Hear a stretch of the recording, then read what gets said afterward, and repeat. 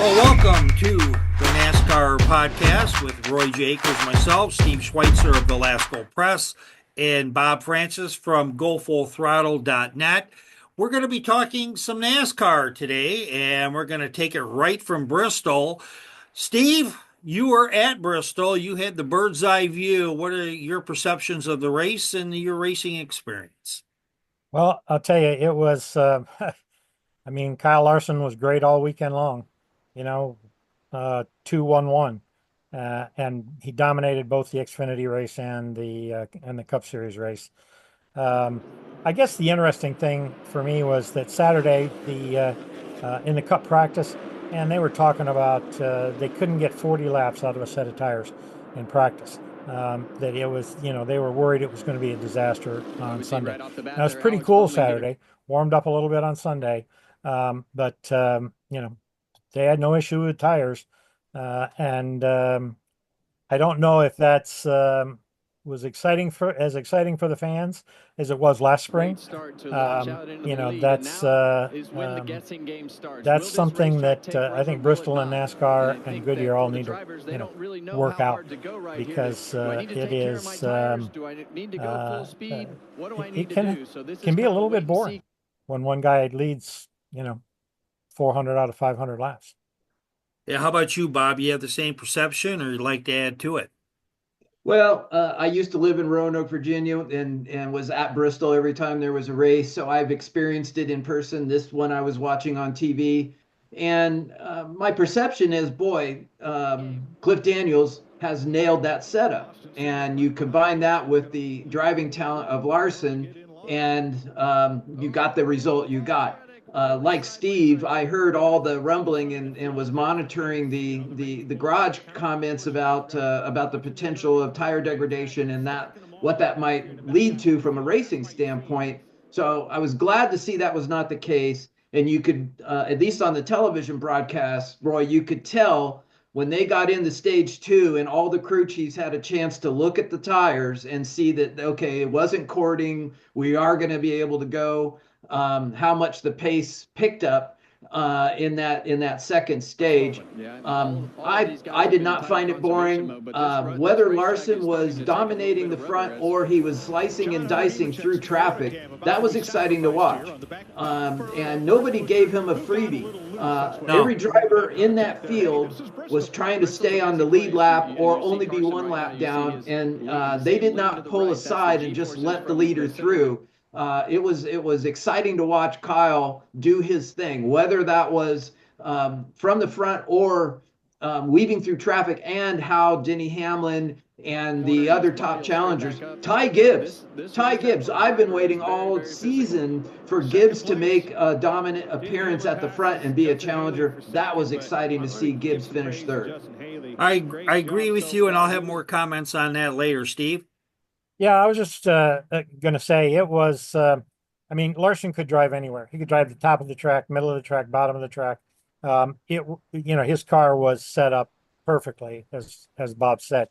The boring comments, those came from fans on social media, and I guess it's it's kind of a. I think the fans enjoyed last spring's race a little more than they did this year. Yeah, I think with the 54 lead changes and all that, there's something to be said for tires being part of the strategy. It is like, what set are you going to use for a certain amount of laps like they do in IndyCar, and hoping on the caution and all that. But I like both races a lot. I like last spring and I like this past Sunday, because when you watch a master, like you see Kyle Larson being chased by Denny Hamlin and seeing someone like Bob mentioned, I've been waiting for Ty Gibbs really the whole year, and it's been just been 4 or 5. I don't want to say shocking, but surprising developments with drivers, and we might touch on a little bit today, but I definitely think next week we will. But so sticking to that, Jeff Gordon was, being co-owner of Hendrick Motorsports. I guess they've given him a piece of the team. At least that's what was listed on Fox. And he's been in there. He's been at the post race at the Larson victories, and you're seeing him. They're showing him all the time. And we got a chance to ask him, and Jeff Gordon, uh, when you took a look at Kyle Larson, did you think that if a caution happened, did that make you nervous, and or did it take you back to your own driving days, Jeff? As a driver, in a team, you're just waiting for, and you're telling yourself, man, please no, please no, please no. But usually it does happen, right? It's almost inevitable when you have a dominating car like that something happens, and it's almost like more often than not that the win doesn't come in a dominating performance like that. So yeah, you're feeling every vibration and every lap car that you come up to, you just think that something's going to happen. You got in the wall with 5 or 6 to go, and so I think you're really trying to tell yourself, hey, don't make any mistakes here. But at the same time, you're really hoping that the rest of the field doesn't make any mistakes either. So yeah, it was, for me, I think I was just like, when's it coming? When's it coming? Because I want to get prepared, because I don't want to be too upset when it does come, and it never came. Which, you're happy for when you have that kind of a performance. You kind of feel like it's deserving to finish it off. Kyle Larson, and in the same press conference, just a little bit later on, he was there with his crew chief, Cliff Daniels. And with that, Larson, people noticed he was driving that diamond pattern that Steve talked about just a little bit ago. But it looked like you could drive anywhere on the track. What was really going on there, Kyle? That was kind of a new thing today that I feel like So when Denny got close to me, sometime after the green flag stopped, like pretty early on, I went to they told me he was like ripping the very, very top. So like I went to the very top, and he almost like poked to my inside through the middle. So I kind of kept that in the notebook and caught some slower cars that had split. I think the 60 was somebody I felt like I really needed to get by. And he went to the bottom, and I was able to kind of plug the middle around him. It just was really lighter colored through there. Like there was less rubber, most where everybody's running was the very bottom and the very top. So the middle was kind of clean and had a lot of grip. And, I used that to my advantage for just a couple laps, but I think if you keep running there, you just wear out your tires. So again, we were looking after our tires today. And so, yeah, when I would make the pass, I just got back to the lanes that I thought would, save me throughout the length of the run. Well, fellas, after we listen to Jeff and Kyle, any final comments on Bristol? I can't wait for the fall. I think if I'm Jeff Gordon and Chad Knaus, and I've got Cliff Daniels architecting, I think the other 3 Hendrick drivers are saying, hey, Cliff, I need those notes. Let's get the rest of the Hendrick team up there. And I think the Gibbs cars, if with the challenging and threatening of Denny Hamlin and Ty Gibbs, I'm looking for a Chase Briscoe to also challenge in the fall race. All right. I'll tell you, I did look up an interesting stat. And if you look at laps led so far this year, Hendricks Motorsports is getting the job done. Between Kyle Larson and William Byron, they've led a third of all the laps run in the NASCAR Cup Series this year. That's pretty impressive. Okay, on the flip side, we're going to go through 5 of our top moments from the first quarter of the NASCAR season. We'll have it for you next. How you doing? Hey, Mason. Hey, Mason.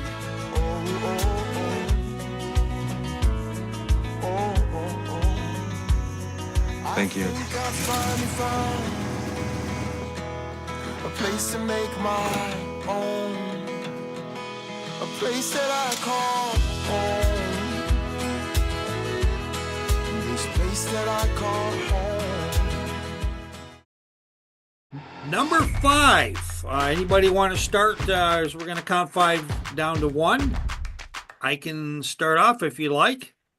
Jimmy Johnson finishing 3rd at Daytona. He was 13th with a lap to go, and I think all that carnage is the reason why Jimmy got up there. Roy, my number 5 is engine reliability. It is rare these days with such sophisticated and master engine builders. But so far this season, we just saw Bowman lose an engine at Bristol this past weekend, and it's happened to Ryan Blaney twice. And so I think that's a challenge, and something interesting that's developing this season is all of a sudden engine reliability. Is it back on the table as a concern? 3 engine failures costing our lead drivers the race. Steve. I guess my number 5 is Denny Hamlin having kind of a resurgence here early in the year. I mean, he did win races last year. I think he won 3 times last year, but it was the kind of year that wasn't, I don't think, up to his standards, and I think he admitted as much.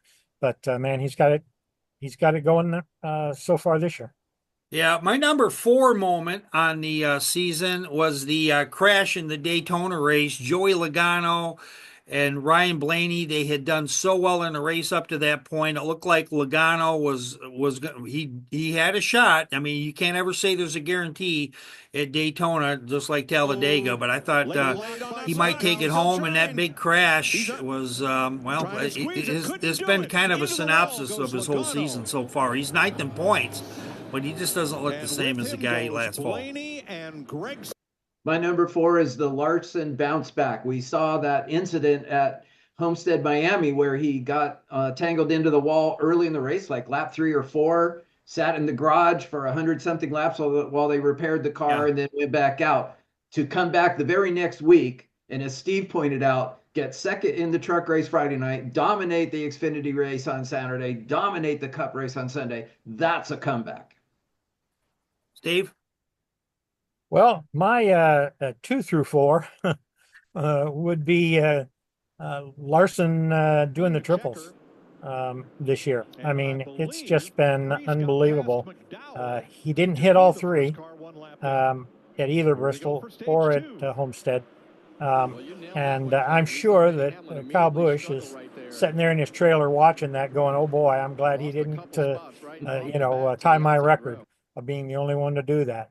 But pretty spectacular for him to have run both of those races, or both of those speedways, all 6 of those races, and come out with 4 wins and 2 second place finishes. That's just unbelievable. My number 3 is none other than William Byron winning back-to-back at Daytona. He was 9th going into the final lap, and once again, the carnage, it got him the back-to-back win. And Chevy this year, they won 3 races. William Byron got that big one, and that one there counts a lot. My number 3 is Josh Berry's win at Las Vegas. The only win on the board for the Ford camp this year. Yep. And Josh Berry, just a great job from the driver, great job from the crew, great job from the crew chief calling that race. What an impressive victory that was for Josh Berry. Steve?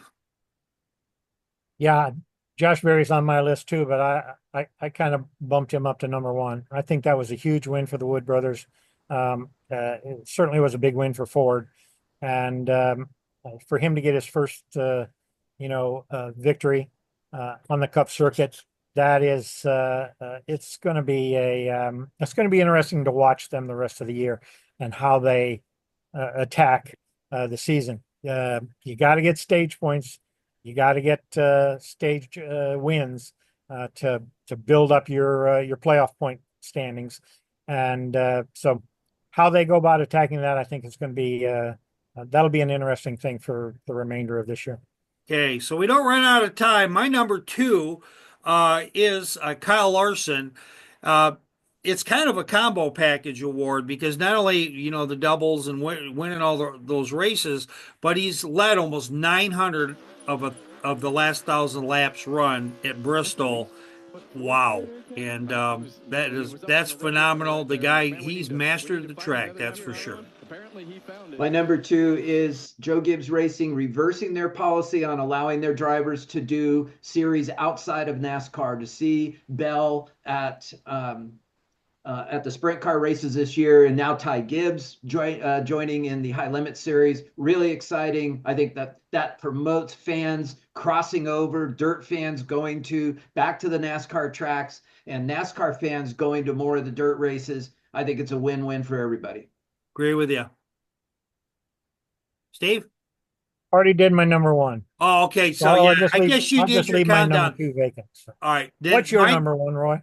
Yeah, my number one is Josh Berry, and the Wood brothers. I don't know how many drivers have had their only career win with the Wood brothers. I mean, I'm going to have to look this up. I think there's been 7, 8, 10 drivers that never won again, but won for the Wood brothers.